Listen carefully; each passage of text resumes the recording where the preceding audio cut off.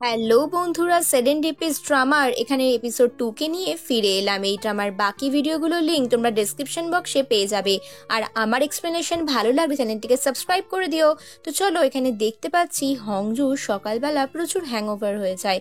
ঘুম ভাঙার সঙ্গে সঙ্গে ওর মনে পড়ে যায় আগের দিন রাত্রিরে যখন স্কুল রিইউনিয়ন ছিল সেখানে ভুলভাল কিছু হয়েছে, যেখানে ওর এক্স বয়ফ্রেন্ড জুনোর সাথে দেখা হয় আর তারপর শেষবারের মতন হুইয়ং এর সাথে।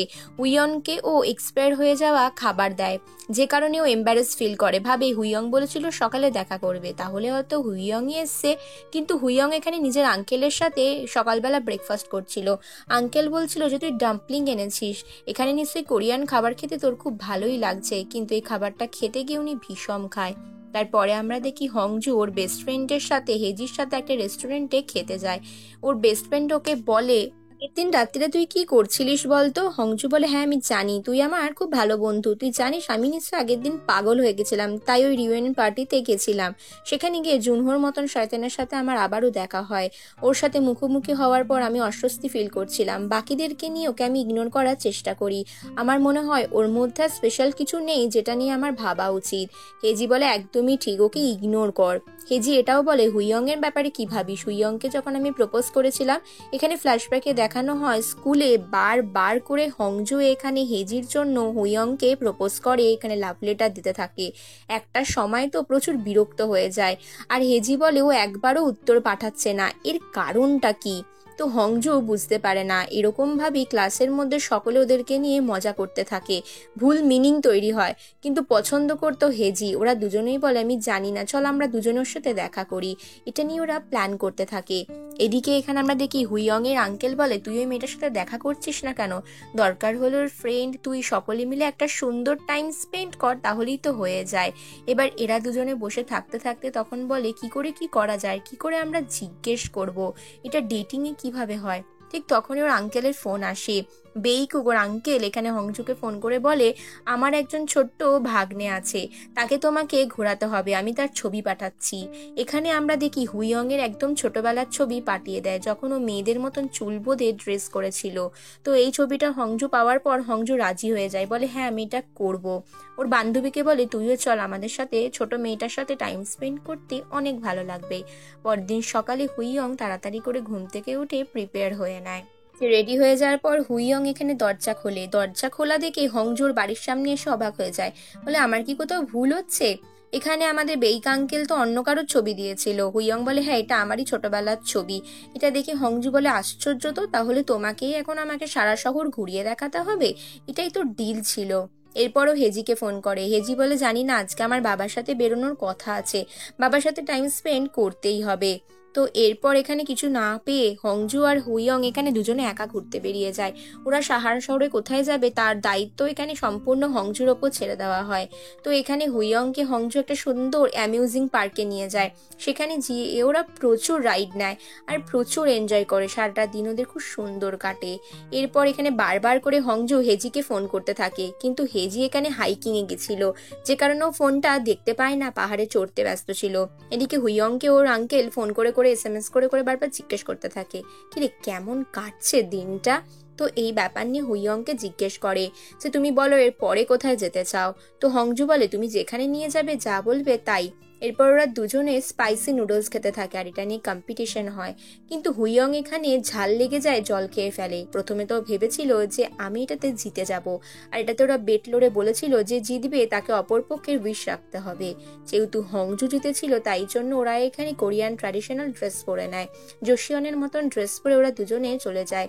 এদিকে হেজি পাহাড়ে উঠতে গিয়ে পা ফসকে যায়, আর যেখান থেকে ওকে বাঁচায় জোসেফও। জোসেফও ওকে দেখে হাঁ হয়ে থাকে। দুজনেই আবার ধপাস করে পড়েও যায়। হেজি ওকে ধন্যবাদ জানান, তারপর বলে, আমার বাবা মনে হয় অনেকটা পথ এগিয়ে গেছে, তুমি এগিয়ে যাও, আমি এখানেই একটু বসে রেস্ট করব।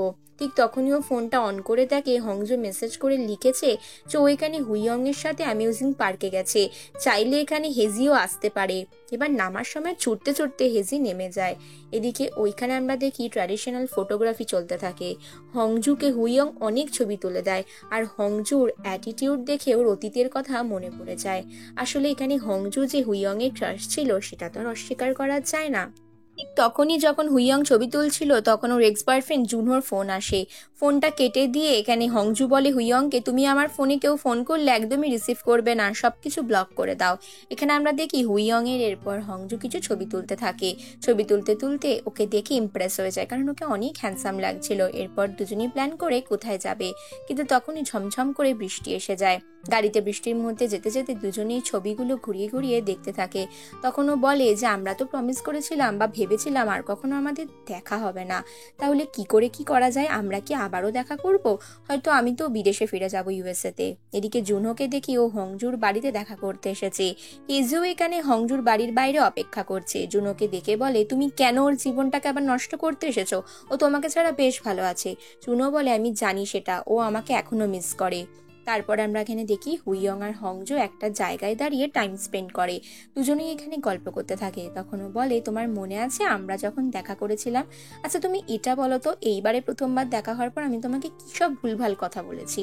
হুইয়ং বলে, সেরকম কিছুই নয়, তুমি আমাকে স্মার্ট ব্রেনের পোকা বলেছিলে। তারপর ও জানলার কাছ থেকে বৃষ্টি আসছিল, আর জানলাটা বন্ধ করতে গিয়ে হংজু আর হুইয়ং অনেকটা ক্লোজ চলে আসে, যেখানে একটা রোমান্টিক মুহূর্তের সৃষ্টি হয়। আর হংজু এখানে অস্বস্তি ফিল করতে থাকে। তারপর ওরা দুজনে আবারও গাড়িতে স্টার্ট দিয়ে বাড়ির পথে রওনা হয়। দেখতে দেখতে হংজুর বাড়ি চলে আসে। হংজু নিজের বাড়ির সামনে এসে দাঁড়িয়ে পড়ে। হুইয়ং বলে, ভিজে যাচ্ছ, বলে ওকে নিজের কাছে টেনে নেয়। এখানেও একটা রোমান্টিক মুহূর্তের সৃষ্টি হয়ে যায়। এরপর ছাতাটা খুলে বলে যে ঠিক আছে চলো, আমরা আবারও পরের বার চিকেন খেতে পারি। তো এই কথাটা হুইয়ং জিজ্ঞেস করতে পারে না বলে নিজের ওপরে নিজেরই ওর রাগ হয়। এদিকে হংজুর বুকের ভেতরটা ধুকপুক করতে থাকে, বলে ও কি শুধুমাত্র দেখতে ভালো বলে আমার এতটা হার্টবিট বেড়ে যাচ্ছে? এটা কি করে হয়? তারপরে ফ্ল্যাশব্যাকের ঘটনায় দেখানো হয়। ফ্ল্যাশব্যাকের ঘটনায় এখানে হংজুকে একবার চিঠি লিখতে দেওয়া হয়েছিল, মানে একটা লেটার রাইটিং দিয়েছিল। স্কুলের এই টাস্কের জন্য ওকে লাইব্রেরিতে ক্লাস করতে হয়েছিল, আর তখনও লাইব্রেরিতে এসে হুইয়ংকে আবারও হিজির জন্য প্রপোজ করে। তো চিৎকার করে হুইয়ং বলে যে তুমি কেন বারবার তোমার বান্ধবীর হয়ে বলছো? হংজু এখানে চিৎকার করে বলে, তোমাকে দেখতে ভালো বলে তোমার এত মাথা গরম? এই বিষয়টা নিয়ে ওদের দুজন মানে সাংপিল আর হুইয়ং এর কথা হতে থাকে। হুইয়ং বলে, আমি জানি না ও যা ভাবছে বাবু, কিন্তু হেজিকে আমি পছন্দ করি না।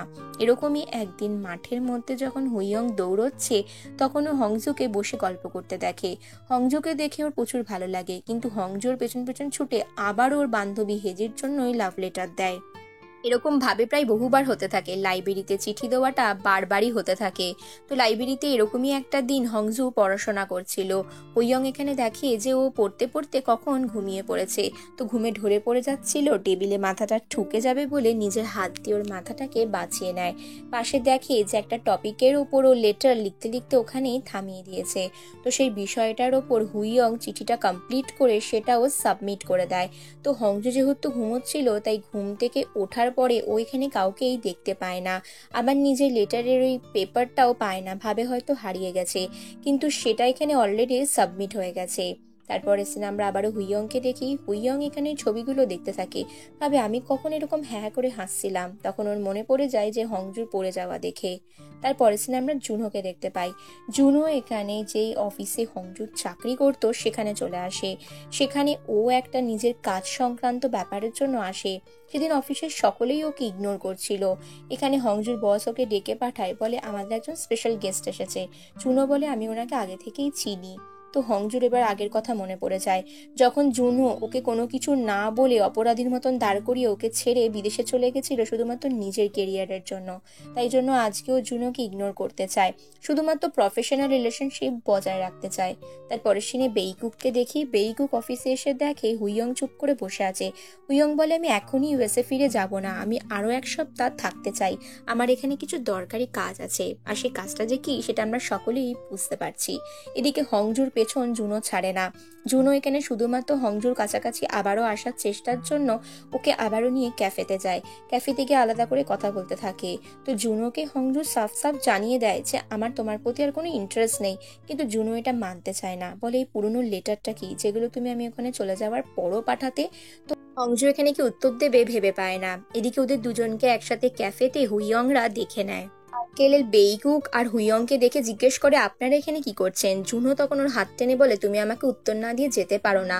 আর হুট করে হুইয়ং এসে হংজুকে হাত ধরে বলে চলো তুমি আমার গাড়িতে ওঠো, আমরা দুজনই একসাথে আছি।